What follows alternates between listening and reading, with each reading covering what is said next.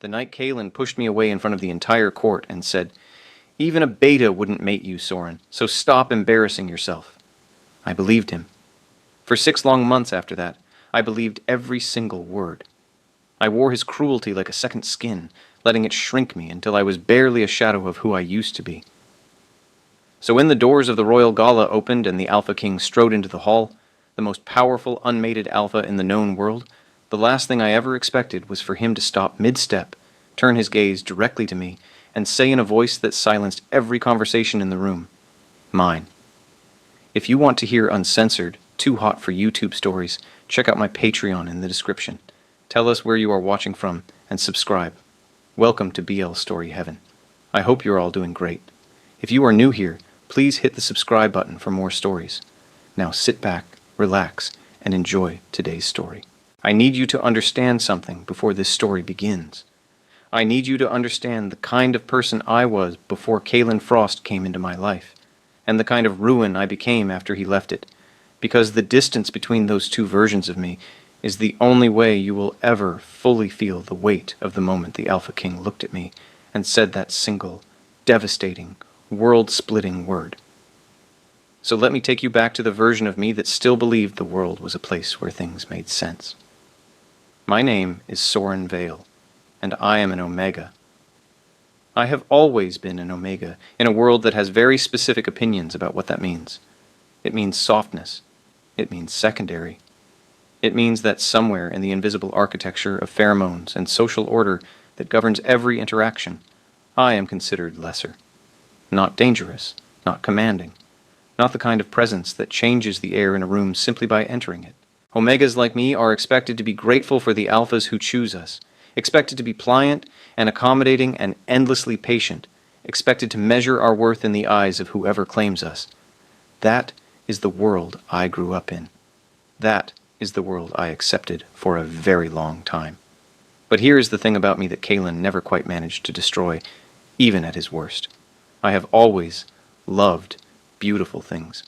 Not in a vain way, not in the way of someone who mistakes surfaces for substance. I loved the kind of beauty that hides in overlooked places.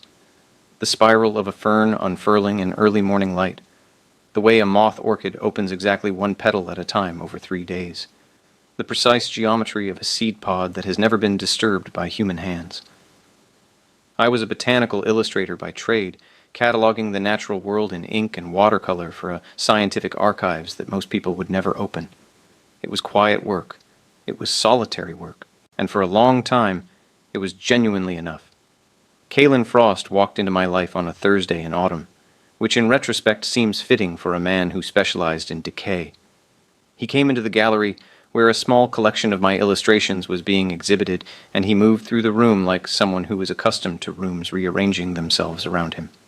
He was tall and broad-shouldered, with dark hair that fell across his forehead in a way that looked effortless but probably took 20 minutes to achieve.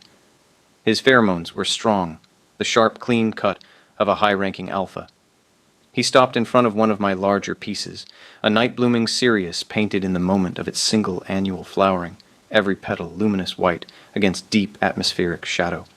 He stood there long enough that I began to feel it. He turned, and his eyes found mine with the precision of someone who had already known exactly where I was standing. He said, "You painted this as if you loved it." I said, without thinking, "I did love it. I spent 2 weeks with it before I touched the paper." Something shifted in his expression then, something that looked like genuine interest, and I told myself that interest was real because I needed it to be real, because I was 23 years old, and I had never been properly in love, and I wanted very much to try. 6 days later, he took me to dinner at a restaurant so quiet and expensive that the absence of noise was itself a kind of statement. That was how it began, and for the first 4 months I convinced myself it was everything. Kalen was from an old family. The Frost name carried weight in the circles he moved in, the kind that comes from accumulated generations of strategic decisions and the particular social authority that money provides when it has been present long enough to stop looking like money and start looking like breeding. His parents expected him to mate well. His older brother had already bonded with an Omega from a family of comparable standing, and the expectation on Kalen was clear, if unspoken. He was supposed to choose someone appropriate, someone whose designation and family name would be an asset rather than a complication. I was not that. I knew I was not that from early on, but Kalen never said it directly, and I was too in love to ask the question out loud. He took me to private dinners, but never to family events. He introduced me to his friends, always with a careful vagueness, never saying, "This is who I am choosing," always saying, "This is someone I have been spending time with," as if I were an activity he had taken up rather than a person he had claimed. I noticed all of it. I told myself I was inventing problems because I was afraid of good things. That is what we do when we want something desperately. We gaslight ourselves so thoroughly that by the time the real damage begins, we are already too confused to defend against it. The months had a creeping wrongness I could not quite name. He was warm to me in private, and strategically vague about me in public. Generous with time, but careful with words, never once in 11 months saying anything that constituted a real claim. He never bit me, never formally introduced me as his intended. When I raised these things carefully, with 100 disclaimers pre-attached, he would say something like, "You overthink, Soren. You know how I feel about you." As if feeling without action was the same as action. As if love that stays private is actually love at all. The first sign came at a dinner party at one of Kalen's colleagues' homes. His mother arrived, took one look at me, registered my designation, and something behind her eyes closed like a gate swinging shut. She kissed Kalen on the cheek and turned to speak to someone else without once acknowledging my presence directly. Kalen said nothing. He shifted his weight almost imperceptibly and began a conversation about something entirely unrelated, and I stood there with my sudden understanding that I was not a guest in his world at all, but a temporary visitor whose visa was already in question. The night it ended was the night of the Frost family's autumn gathering. Kalen had been evasive about it for weeks, and when I finally asked directly whether I was invited, he went very still in the way he did when assembling the most useful version of the truth. He said, "I could come." He said it like he was doing me a favor, and I said yes, like it was one. And I spent 3 days deciding what to wear, and 2 hours getting ready, because I understood this was the test I had been building toward for a year, and I was determined to pass it. The Frost estate was everything the Frost name implied. Stone and glass and old money translated into architecture, set back from the road by manicured lawn that communicated its own indifference to anyone who could not afford to maintain it. There were people everywhere when we arrived, and Kalen moved through the crowd with the ease of someone entirely at home, while I moved slightly behind him, with the careful attention of someone navigating an unfamiliar floor. We were perhaps 40 minutes into the evening when I felt the shift. There was a new arrival at the far edge of the main reception room, a young Omega I did not recognize, and the quality of Kalen's attention as it traveled to this new arrival was different from the way he had ever looked at me. It was calculating in a way that told me everything before any word was spoken. Then his mother appeared at his elbow and said quietly, almost inaudibly, just not quite inaudibly enough, "Emilian Voss is here. His family has confirmed the interest is mutual. This is your opportunity, Kalen." And Kalen looked at this Emilian Voss, and then looked at his mother, and then looked at me, and there was a beat of silence that lasted approximately a century in the space behind my ribs. He took my arm. He pulled me aside into the shorter hallway connecting the east wing, and he did it with enough deliberateness that several people turned to watch. He positioned us so that his back was to the room, but I was facing it, which meant I could see every pair of eyes that followed us. He said, "I need you to go home." I said, "What?" He said, "You're not what my family expects, Soren. You never have been. I should have been clearer about that earlier." I could hear my own breathing, which frightened me, because it told me my body was reacting in ways I could not yet consciously feel. My eyes burned. I said, "I spent a year with you. I rearranged my entire life around your schedule. I said no to a residency placement in the Northern Archive because you said you needed me in the city." He cut me off. He said, "Soren, stop." And in that thin edge of impatience, I heard the truth that had been beneath everything, the truth that I was inconvenient, that I had always been inconvenient, that I had lasted longer than expected simply because I had been sufficiently careful never to push. His cousin was standing 3 feet away. 2 aunts were close enough to hear every word. An older gentleman watched with the bright, terrible interest of someone who will be recounting this at other gatherings for years. And Kalen looked at me with his absent eyes and said, in a voice just precisely loud enough to carry, "Even a beta wouldn't mate you, Soren, so stop embarrassing yourself." The room did not go silent. That would have been too merciful. Instead, the room continued its low roar of conversation and music and clinking glass, and those words existed inside that roar like a stone dropped into still water, the ripple traveling outward through the bodies of everyone who heard it, the slight widening of eyes, the small intake of breath, the deliberate turning away of faces that did not want to be caught watching. I did not cry. I stood very still for 1 full second, and then I turned and walked out of the Frost estate with the same posture I had walked in with, because the only dignity I had left in the world was the dignity of my own spine, and I would not give that to him as well.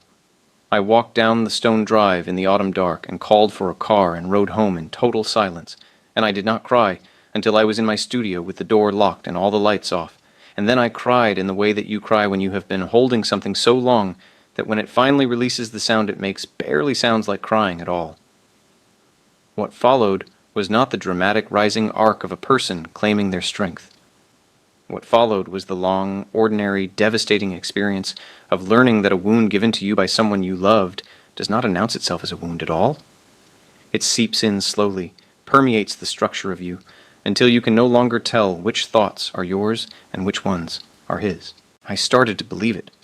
In the cold quiet of my studio, in the silence of my mornings without him, I began to genuinely believe that he had been right, that I was fundamentally not enough, that my designation was a liability I had never sufficiently accounted for, that the problem was me.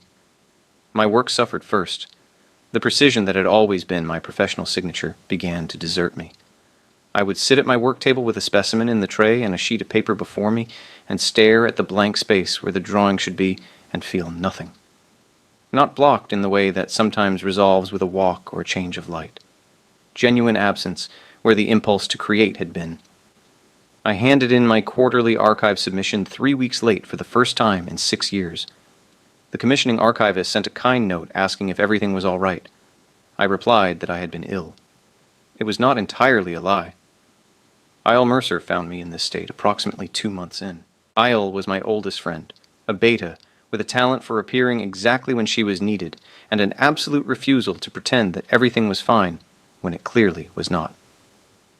She let herself into my studio with the spare key she held for 4 years, stood in the doorway, took in the unwashed specimen trays and the empty kettle, and the 3 untouched sheets of paper, and the version of me sitting in my work chair staring at nothing, and said without preamble, "Soren, what has he done to you?"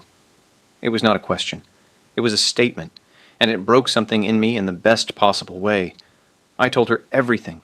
Every instance of invisibility and casual diminishment and the careful architecture of a relationship designed to feel like love without ever actually constituting one. Isle sat on the edge of my work table and listened without interrupting once. When I finished, she said, "He was afraid of you. Men like Kalen Frost are always afraid of the people they should have chosen. They dress it up as family expectation and designation politics because those are respectable reasons to walk away. But the truth is, he looked at you and saw someone whose depth would demand something he was never capable of giving. So he left before he could be found out." I did not know whether she was right. But hearing it said out loud by someone who had known me long enough to have formed an opinion worth holding cracked the story I had been telling myself about my own inadequacy. Just slightly, just enough for something else to get in. The months that followed were the slow work of putting myself back together. It was not glamorous. It happened in the daily return to my work table, the gradual restoration of the morning kettle at 10 and the afternoon kettle at 3, the slow reawakening of my eye for the particular beauty of overlooked natural forms. It happened in the evenings Isle dragged me out for meals I ate without appetite, and then gradually, with something approaching pleasure. By the time winter turned and spring advanced toward the city, I was functional again. Not whole as before, but something better than the ruined version. I had a new commission from the National Botanical Archive, a series on alpine specimens that I accepted with the relief of someone handed a purpose at precisely the moment they need one. I was getting up in the mornings. I was carefully recovering. Then Isle told me about the Royal Gala.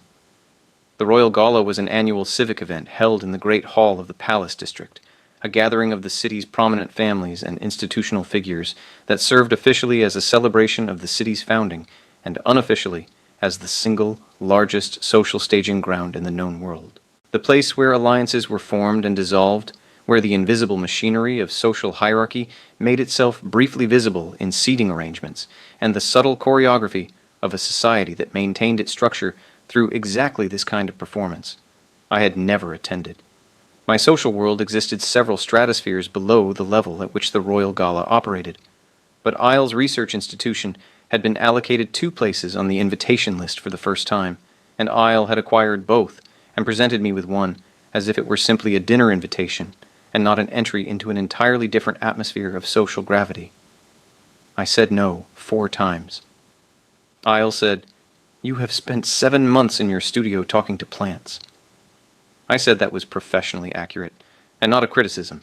She said, "Soren, you have a suit pressed and nowhere to wear it, and you haven't been anywhere that required dressing since before him, and you are going to this gala with me, and you're going to drink 1 glass of something expensive, and remember that the world contains more than your work table and your grief." She was not wrong about the suit. I had purchased it for what I imagined would be a future occasion at Kalen's family's estate, a soft, dove-gray suit with clean, unshowy lines. I had hung it in the back of my wardrobe after the Frost estate, and not looked at it since.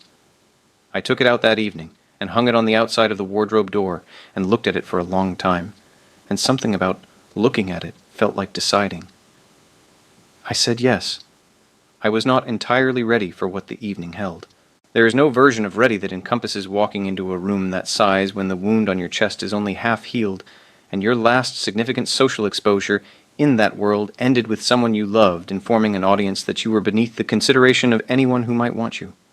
But ready is often less about the absence of fear and more about the decision to go regardless of it, and by that definition, I was ready enough.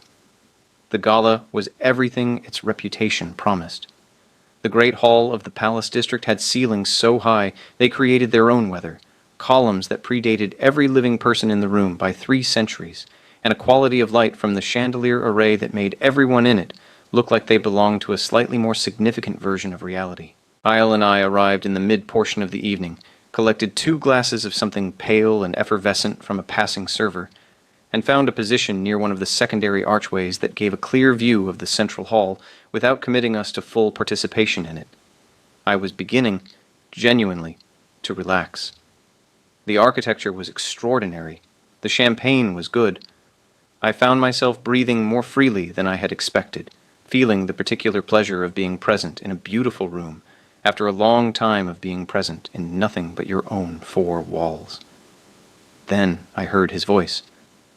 There are voices you know in your bones before your brain catches up to them. Voices that bypass the conscious processing layers and go directly to the older, more animal part of you that keeps the record of who has mattered, for better or worse. Kalen's voice was one of those. I heard it from across the room, and my body knew it before I did, and by the time I turned my head, he was already there, 15 feet away, standing in the center of a small group of well-dressed people, his hand resting at the small of someone else's back. The someone else was Emilian Voss. The Omega. I had watched Kalen's mother steer him toward at the Frost estate, the same evening that ended with me walking down the stone drive alone in the dark. Emilian was beautiful in a way immediately legible to everyone in the room, tall and fine-featured, with the ease of someone who had never had reason to doubt their welcome anywhere. He was laughing at something Kalen had said, his hand resting lightly on Kalen's forearm, and Kalen was looking at him with that warm, specific attentiveness that I had once believed was directed only at me, that I now understood was simply a tool in his arsenal, deployed with precision at the appropriate target. Isle's hand found my elbow. She said very quietly, "We don't have to stay." I said, equally quietly, "We're not leaving." I stood very still and breathed through the initial wave of it, the sudden cold reopening of something I had almost managed to close, and I waited. It did not pass before Kalen saw me. He looked up, his eyes traveling the room with the casual proprietary sweep of someone who considers a room already known, and then his eyes found me and stopped. A fraction of a second in which something moved across his face, not quite surprise and not quite guilt, but both combined with something that looked uncomfortably like regret. Then his expression settled into composed confidence, and he was walking toward us, Emelian beside him. Isle muttered something extremely uncharitable about Kaelin's parentage. I straightened my spine, always the first thing I do, when I need to present the version of me that has survived something rather than the version that is currently surviving it. Kaelin stopped 2 feet away. He said, "Soren, I didn't expect to see you here." His tone was pleasant, social, entirely devoid of any acknowledgement of the 13 months we had shared or the manner in which they had ended. He performed the particular social fiction of people who have parted on complicated terms, the fiction that civility and history can coexist if no one references the history directly. He said, "This is Emelian. We were formally bonded in the winter." The word bonded was a small, exquisite knife placed with care. He had bonded with Emelian in the winter that was the worst of my 6 months, the winter I spent staring at blank paper and empty specimen trays. I said, "Congratulations." Emelian smiled, warm, which made it somehow worse because it gave me no usable anger. We exchanged polite words, and for a moment it seemed the encounter might dissolve gracefully back into the noise of the evening. Then Kaelin said it. He turned slightly to include the 2 people standing just to his left and said, gesturing toward me in the manner of a casual aside, "Soren was a sketcher I used to know. Sweet boy. Could never quite manage to move in these circles, could you?" He looked at me when he said it. The direct eye contact while delivering a diminishment made it impossible to pretend it had not been aimed. Isle made a sound beside me that was not quite a word. My hand tightened on my glass. And then, before I could determine what response I would give, or whether I would give one at all, the great doors of the central hall opened. I know that rooms do not actually change when a significant person enters them. I know that the human experience of air pressure altering, of some fundamental quality of the atmosphere reorganizing itself, is subjective, created by collective attention, rather than any objective physical change. I know all of this. I also know what I felt when those doors opened and Riven Ashvale stepped into the hall.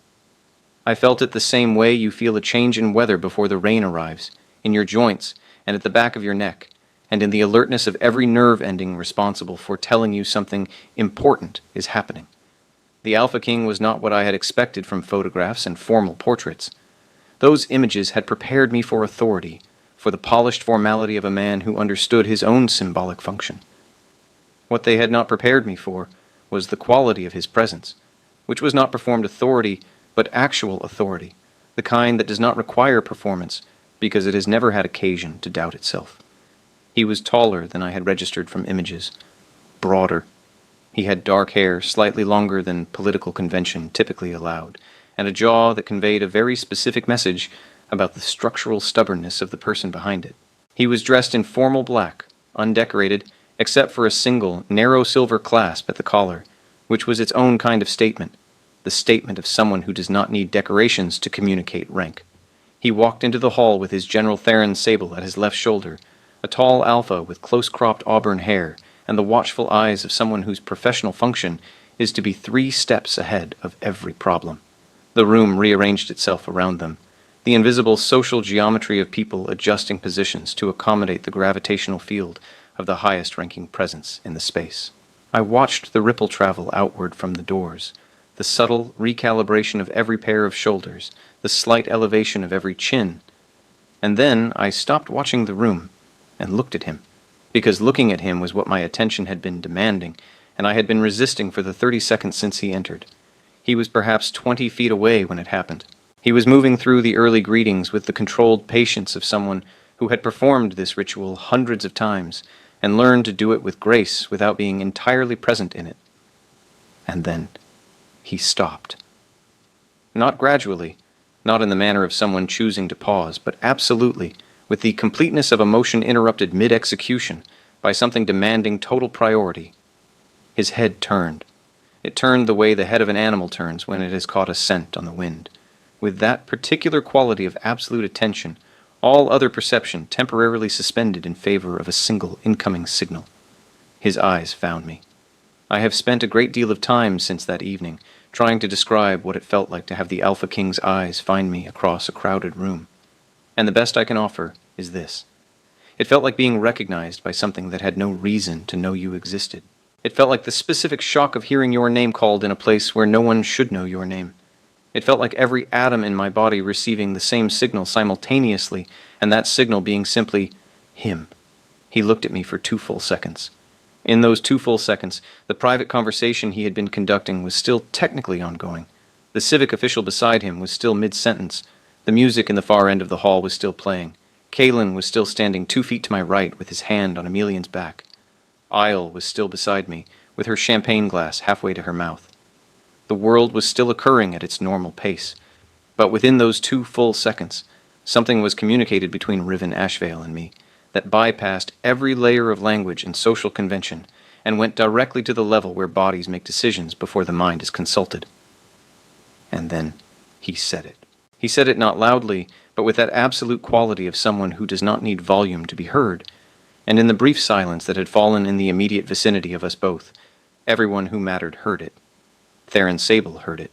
The civic official heard it. The 2 people Kaylin had been performing for heard it. Kaylin heard it. Isle heard it, and somehow managed not to drop her glass. The Alpha King looked at me, and he said, "Mine." I stopped breathing. The champagne glass in my hand felt suddenly weightless, as if the laws governing ordinary objects had been quietly suspended. Kaylin made a sound beside me, some sharp, involuntary thing that was not quite a word but contained all the shock of a word, and I felt him go rigid in my peripheral vision, his entire body arresting in the way that bodies arrest when status suddenly enters the calculation and overrides every other response. The room had gone from the background roar of a social gathering to something quieter, more focused, the particular quality of attention that descends on a space when something unprecedented is occurring, and everyone present understands they are watching something they will remember. Riven Ashvale was walking toward me. He moved through the gathered people the way water moves through a space, not forcefully, but with a certainty that made force unnecessary. People stepped aside, not because they were pushed, but because the logic of the situation made stepping aside the only rational response. Theron Sable followed 2 steps behind, his expression somewhere between professional composure and something that looked, in the brief instant I caught it, very much like barely suppressed astonishment. The civic official stood frozen at the edge of his own trajectory, holding his drink with the careful stillness of someone who does not want to draw attention to themselves while in the proximity of a rapidly unfolding event they cannot predict. He stopped 18 inches from me. This close, the reality of him was overwhelming in a way that had nothing to do with rank and everything to do with the sheer physical fact of him. The silver clasp at his collar. The dark eyes looking at me, not with the assessing distance of someone cataloging a room's contents, but with the direct, unwavering attention of someone who has arrived at a destination. His scent reached me then, because at this distance it was impossible to miss. Rich and complex, something between dark wood and cold river water, and something else underneath, something warm, that hit the omega-receptive part of my brain with a precision that made my knees want to buckle. I did not let my knees buckle. That much I managed. He said, quietly, meant only for me, "I have been looking for you." I stared at him. I said, because it was the most coherent thing I could produce in that moment, "We have never met." He said, "I know. I have still been looking for you." The logic of this statement was not, strictly speaking, logical. I understood that. But I also understood, in the part of me that existed below logic, the part that reads pheromones and registers the weight of a gaze and knows things about people before the analytical mind has caught up, that what he was saying was true in the way that only the most important things are true, the way that makes no sense at all and perfect sense simultaneously. Isle was making a very controlled sound behind me, the sound of someone maintaining composure while internally experiencing a catastrophic collapse of all expected outcomes. Kaylin was completely silent, which for a man who had spent 11 months filling silences with the most useful version of the truth was perhaps the most remarkable thing about this entire extraordinary moment.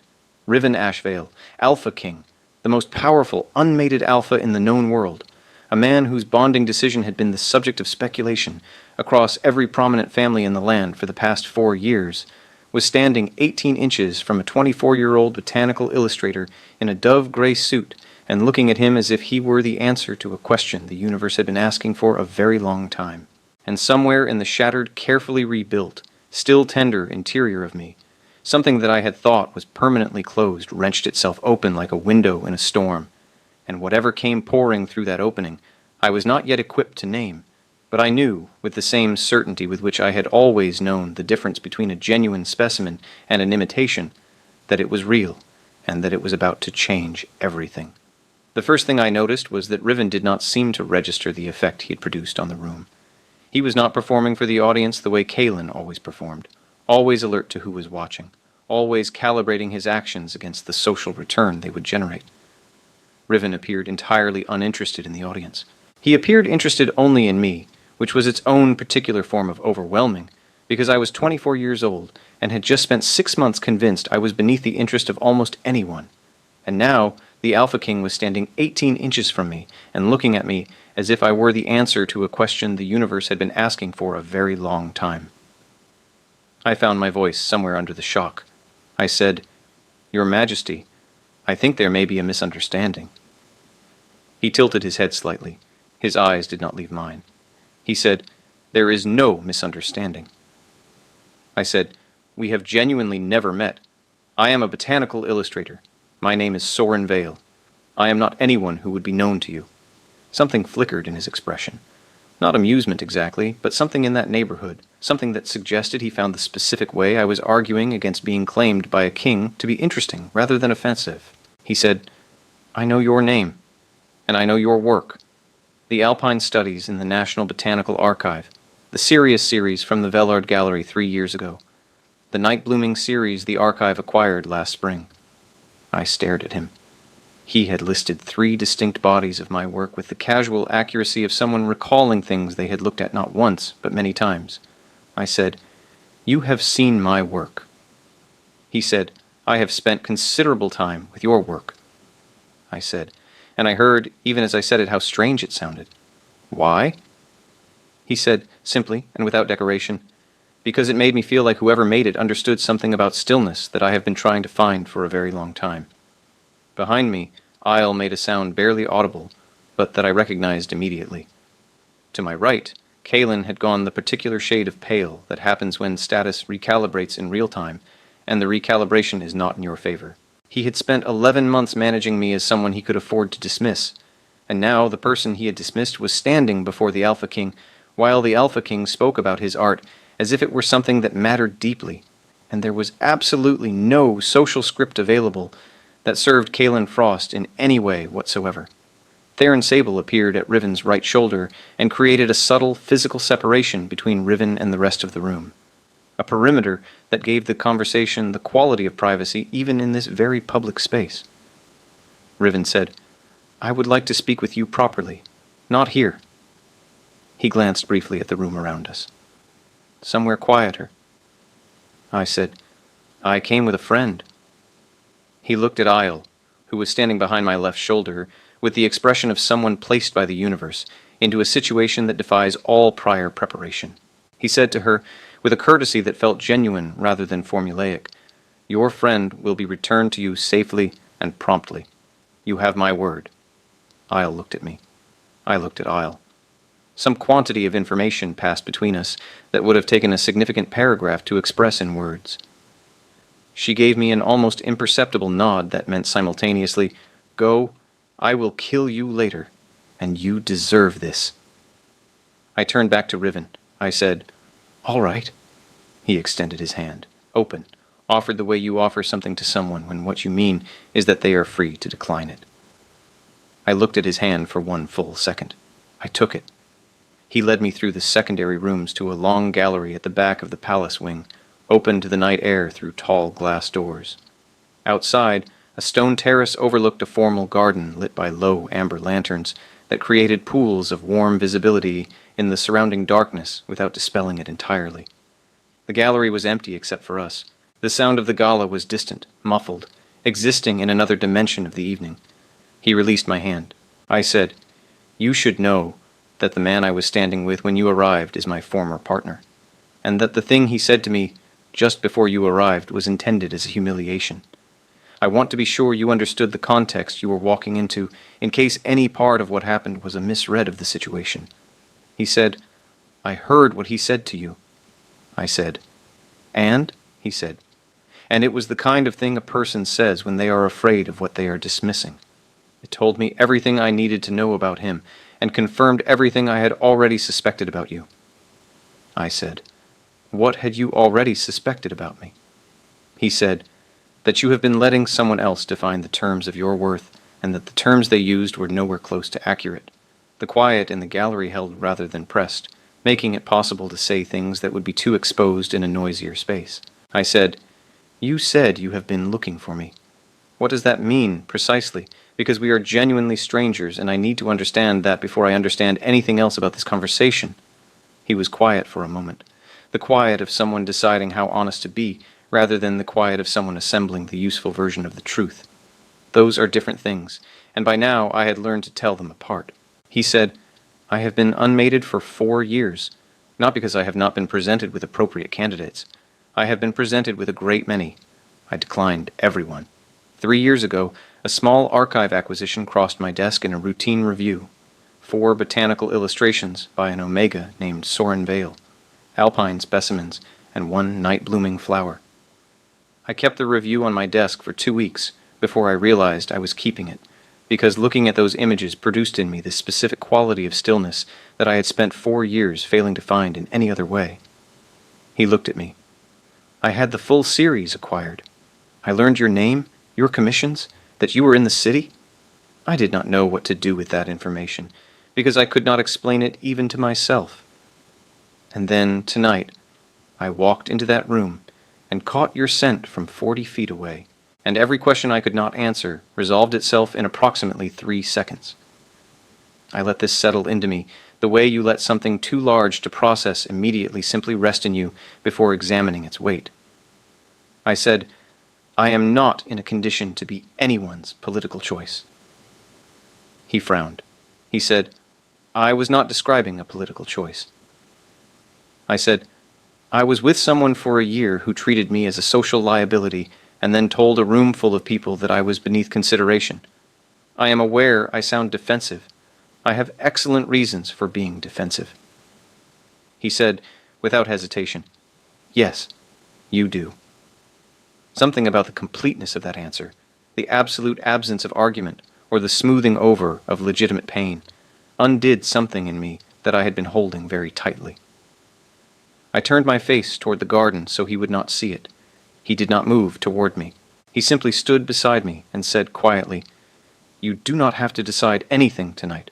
I am asking only that you allow the possibility that what happened in that room was not a performance or a political calculation, and that when you are ready to have a conversation about what it might mean, you will have it with me. We stood in the gallery for perhaps 15 more minutes. We spoke about my current commission, the Alpine series. I told him about the particular difficulty of rendering the color of Edelweiss accurately, how the white is never pure white, but has a warmth that most illustrators miss, a quality that goes flat if you use pure white pigment and disappears entirely if you work from photographs rather than from life. He asked questions, real questions, the kind that revealed genuine curiosity rather than the kind designed to demonstrate interest. He asked whether the warmth was consistent across different altitudes or whether specimens grown higher up possessed a different quality of light in their petals. I looked at him and said that was exactly the right question, and that the answer was yes. Altitude changes the quality of the whiteness in ways that required me to reclassify my color reference notes partway through the series.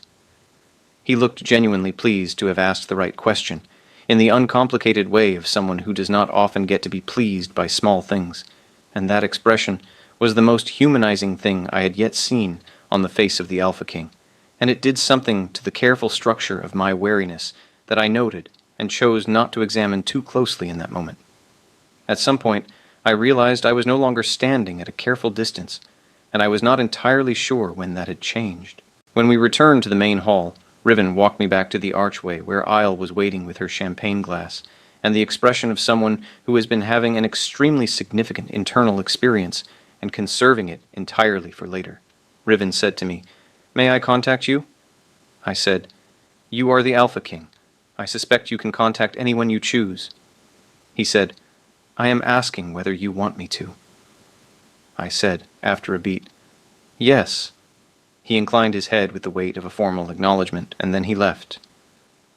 Isle said, in a heroically controlled voice, Soren, I said. I know, she said, Kaelin Frost's face when Riven took your hand. A pause. I thought he was going to faint. I said, good. Isle looked at me. Then she said, very softly, good. The contact came the following morning, a single handwritten note delivered by courier, written on paper of quiet quality in handwriting that was clear and slightly angular. It said, The Edelweiss Commission at the National Archive. I saw it last year. You were right about the warmth in the white. I would like to see the current Alpine series when it is complete, if you are willing to show me. There was no signature. There did not need to be. I sat with that note the way I sit with a specimen before I draw it, with the full attention of someone trying to understand something before they try to render it. What I understood was that whatever this was, it was being offered at a pace that was mine to set. He was not arriving with demands or declarations, or the particular entitled warmth of a person who believes their interest automatically resolves the question of whether their interest is welcome. He was arriving with a question about Edelweiss. I wrote back, The warmth in the white is the single most misunderstood thing about alpine flora. I would be glad to show you the series.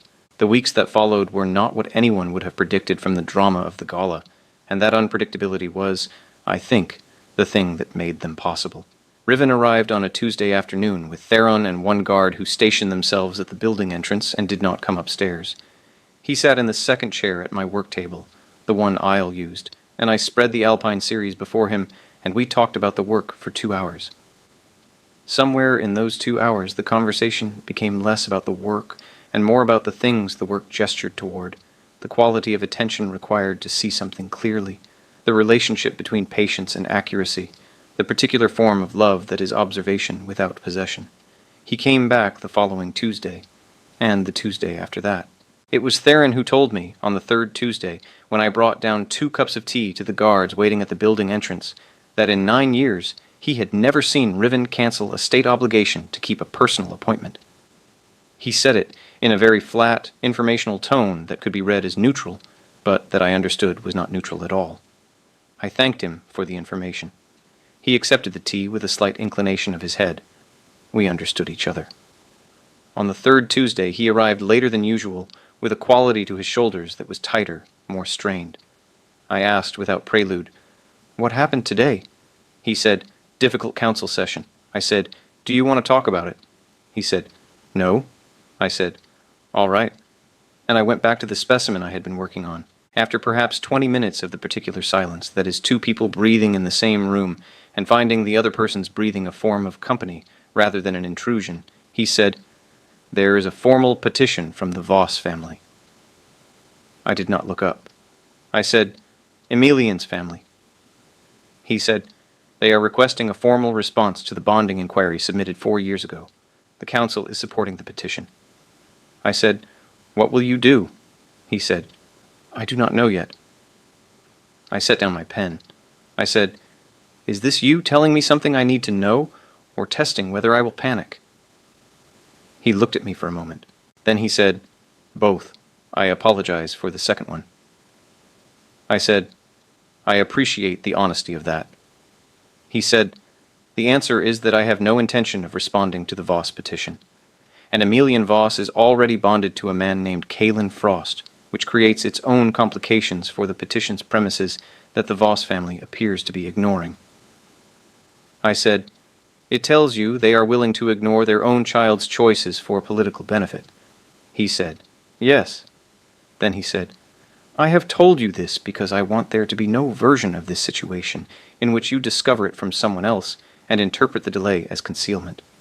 My throat got tight. I said, That is the most considerate thing anyone has done for me in a long time.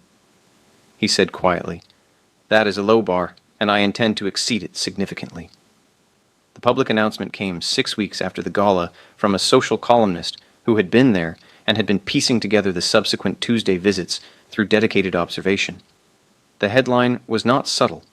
The Alpha King and the Omega Illustrator. The column described the gala encounter mostly accurately. It noted that the Alpha King had not responded to the Voss petition. It described Soren Vale as a well-regarded professional whose work was held by the National Archive.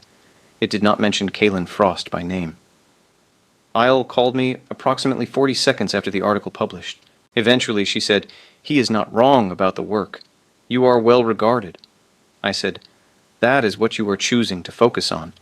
She said, "I am focusing on the thing that is most purely good in this situation, which is that the public record now reflects that you are a legitimate professional whose work is held by National Archives, not a sketcher someone used to know who could never manage these circles." My throat got tight. I said, "Isle." She said, "I know." And we left it there, because some feelings are too complete to need elaboration. Caitlin contacted me the day after the article, directly this time, a longer message that said, among other things, that he had been doing a great deal of thinking, that he had not intended the things he said the way they landed, that he still cared about me and wanted to have a conversation as adults about what had happened and what was happening now. I read it 3 times. I let it sit in me for a full day without reacting, which I had learned to do in the months after the Frost estate, because my immediate emotional response to his words was not a reliable guide to what I actually thought or wanted. I replied, "I know you believe that. I am not able to give you the conversation you are asking for, not because I am punishing you, but because I have been trying to build a version of my life that is oriented forward rather than backward, and a conversation with you belongs to the part of my life I have chosen, carefully and deliberately, to close. I wish you well. I mean that." He did not reply. I sent the message. I put my phone face down on my work table, and I went back to my alpine specimens, and the kettle boiled at 3 o'clock, and I poured the cup, and I sat with my work and my north light, and the quiet that I had learned to inhabit as a dwelling rather than an emptiness. The following Tuesday, Riven arrived and sat in the second chair and said, "I need to tell you something I should have told you sooner." I set down my pen. I said, "All right." He said, "I have declined the Voss petition formally, on record, with a statement of reasons. The reasons include that the nature of any future bonding decision I make is a matter of my own determination and not the Council's prerogative, and that I am already engaged in a process of consideration that is progressing at a pace that belongs to the people involved in it, rather than to any political timeline." He paused. By consideration, I do not mean political assessment. I mean that I am, for the first time in a very long time, considering the possibility that my life contains something more than function. And that possibility has a specific name and address in the Eastern Quarter, and a north-facing studio, and a very precise relationship with a kettle. Something happened in my chest, warm and bright and terrifying in the way that good things are terrifying when you are still learning to trust them. I said, "You declined the petition on the public record." He said, "I want there to be no version of events in which this is private, quiet, or deniable. You have been made to feel like a secret for long enough." The warmth in my chest became almost unbearable. I looked at my alpine specimen in the tray in front of me. I said, "Riven." And his name in my mouth, without title, without formality, just his name, was its own kind of declaration, and we both knew it. He said quietly, "Yes." I said, "I think I am beginning to understand why I could not stop thinking about the way you held my hand at the gala." He said, "How were you thinking about it?" I said, like it was the first time someone had held my hand without calculating the cost of it. He was quiet for a long moment. Then he said, "I knew, from the moment I caught your scent across that hall, not as pressure, but as information that belongs to you. My instinct was immediate and complete, and it has not changed by a single degree in 6 weeks." I looked at him. I said, "I am still afraid." He said, "I know." I said, "Not of you. Of the version of myself that gives someone trust and loses it and has to rebuild from pieces again." He said, "I know that too. And I intend to be the kind of person who makes you gradually understand that the fear is a record of something that happened to you and not a prediction of what will happen with me. I cannot do that quickly, but I can do it consistently." I looked at him for a long time. He held the look without managing it, with the same quality of direct attention he had held everything from the moment he first walked through my studio door. I said, Tuesday afternoon after next. I want to show you the completed Edelweiss study. It is the best thing I have done in 2 years." Something in his face opened. He said, "I will be here." And that was how it began. Properly. Not with a grand declaration in the middle of a glittering hall, though there had been one of those too. With a completed specimen study and a standing appointment, and 2 people learning each other at the pace that trust allows, which is slow and honest and worth every careful minute. The bonding, when it came, was 6 months later. It was not the public ceremony of state, though that ceremony followed, and was its own considerable production. It was a private evening in my studio, the 2 of us with Isle and Theron as witnesses, quiet and unhurried, and Riven bit me gently at the joint of my neck and shoulder with a care that felt like a question being answered rather than a territory being claimed, and I pressed my face into his collar and breathed in the dark wood and cold river water of him, and felt something in me settle into a peace so deep it had no bottom. At the formal state ceremony 3 weeks later, attended by every prominent family in the land, I wore a suit the color of deep water and stood beside Riven in front of a room full of people who had spent years watching him. Declined to make exactly this choice. There were faces in the crowd that I recognized from the gala, the same civic officials and family representatives, but the arrangement of the room was different now, because I was no longer near the wall with a champagne glass trying to be inconspicuous. I was at the center, which is a thing that happens to you rather than something you prepare for, the movement from the edge of a room to its center, and I found, standing there, that I did not feel as exposed as I had feared. I felt, instead, held. Not by the room, which is a cold kind of holding, but by the man standing beside me, whose shoulder was close to mine, and whose pheromones were a steady cedar and water calm that I had come to recognize as the specific scent of safety. I looked out at the assembled faces and found Kalen's without difficulty. He was near the front, and he was alone in his seat because Emelian had declined the invitation, a fact noted in the social columns, with the careful neutrality of writers describing something they are not allowed to say directly. I looked at Kalen's face for one moment, just one, to see if there was anything left in me that his expression could touch. His face was composed in the way of someone wearing composure like armor. I felt nothing toward him. Not satisfaction, not residual grief, not the complicated ache of old attachment. Nothing. The nothing was not absence. It was completion. It was the specific resolution of a wound that has finished healing, the moment when the scar is present but the tenderness is gone. I hoped, genuinely, that he would find his way to something better.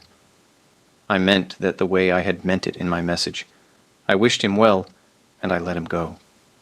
I turned back to Riven, who was watching me with that direct, unwavering attention, and I gave him a small smile, and he gave one back, and then the ceremony continued, and I was no longer thinking about Kalen Frost at all. The life that followed was nothing like the life I had imagined, which is the only way any life worth living proceeds. I kept my studio. Riven had not asked me to give it up. The studio was not just a workspace, it was the place I had rebuilt myself after the Frost estate, the place where the north light fell evenly and the kettle boiled at the proper times, and the natural world made itself available to careful observation. And all of that was still true and still necessary, even though I was now also, improbably, bonded to a king. I worked on my botanical illustrations in the mornings. I was present in the palace's quieter workings in the afternoons, not in a formal role initially, but in the way that a person who notices things and thinks carefully is useful in any context where careful thinking is needed. Riven learned to knock before entering my studio when I was deep in a piece, which I had not asked him to do, but which he had figured out on his own, which told me more about him than most things. I learned that he could not fall asleep in complete silence, that he needed some small ambient sound, rain or wind or the distant city, to settle into rest, which I found unexpectedly tender when I understood that it was because the silence of his position and his responsibilities was so complete and so demanding during waking hours that it had become associated with alertness rather than peace. I told him about this once. He was quiet for a moment, and then he said that no one had ever pointed it out to him before. I said, "I pay attention." He looked at me with that direct, open quality that was still, even many months in, the most remarkable thing about him. He said, "I know. That is the thing about you I noticed first, even in the work. You pay attention the way other people breathe." Theron remained watchful, but had thawed into something approaching warmth, the professional equivalent that manifested as a very slight softening around the eyes when he acknowledged me in corridors, and the occasional dry remark structured precisely to be interpretable as humor if you were paying attention. Isle was made official natural history consultant to the Royal Archive, which she would tell anyone was entirely on the merits of her professional credentials and entirely unrelated to the fact that her oldest friend had bonded with the Alpha King. She was not entirely wrong. I did not press the point. Kaelin and Emelian separated within the year. Isle told me in the tone she uses when delivering information she is uncertain you want, but believes you should have. I sat with it for a day. What I felt was not satisfaction and not grief. It was recognition, the recognition that Kaelin had been making, across many years, the choices that produced the life he was now living, and that those choices had been entirely his own, and that their consequences had nothing to do with me. I hoped he would find something better. And then I let it go, completely and without remainder, in the way that you let go of things that no longer belong to you. The Edelweiss study was acquired by the National Archive, alongside the rest of the completed Alpine series. The documentation listed the artist as Soren Ashval, with a note in parentheses, formerly Vale. I saw it for the first time on a commission consultation visit, and I stood in front of that documentation and felt the warmth of it move through me, the way warmth moves when it is not a surprise but a confirmation, the feeling of something quietly hoped for being met by reality and found to correspond exactly. A year after the bonding, on a Tuesday afternoon in my studio, Riven was sitting in the second chair watching me work on a commission, and I was telling him about the particular difficulty of rendering the texture of lichen, which has a quality of depth that is easy to overstate and easy to miss entirely, and he was listening in the full attention way that I had never stopped finding extraordinary, not because it was unusual for someone to listen, but because the quality of it was different from ordinary listening. He listened the way a good reader reads, which is to say that he brought something of himself to what he received rather than simply receiving it passively, and you could tell from the quality of his questions afterward that he had been genuinely present in what you said rather than holding space until it was his turn. At some point, I stopped talking and just looked at him. He looked back. He said, "What?" I said, "I was thinking about the gala." He said, "What specifically?" I said, "The part where I spent 45 seconds arguing with you about the existence of a misunderstanding." He said, "You were very thorough." I said, "I explained that I was a botanical illustrator." He said, "Several times, yes." I said, "And you stood there and let me do it." He said, "You needed to say it, and I was not going anywhere." There was a quiet between us that was the most comfortable quiet I had ever known, the quiet of two people who have nothing left to perform for each other, nothing to manage or conceal, nothing to be cautious about, the quiet that is the reward of the slow work of learning someone.